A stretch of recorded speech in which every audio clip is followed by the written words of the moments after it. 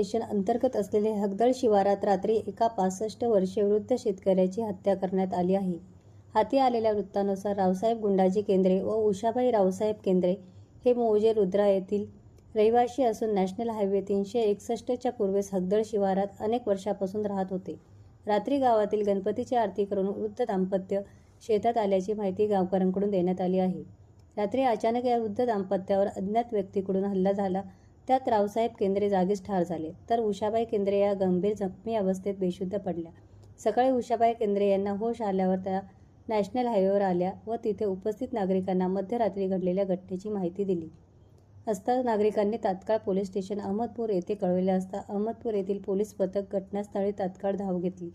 पाहताच रावसाहेब केंद्रे हे जागीच मृत्यू पडले असता त्यांची पत्नी उषाबाई केंद्रे याच ग्रामीण रुग्णालय अहमदपूर येथे दाखल केले असता पुढील उपचारासाठी लातूर येथे पाठवण्यात आले आहे. अहमदपूर पोलीस स्टेशनचे पोलीस निरीक्षक आपली टीम घेऊन घटनास्थळी दाखल झाले.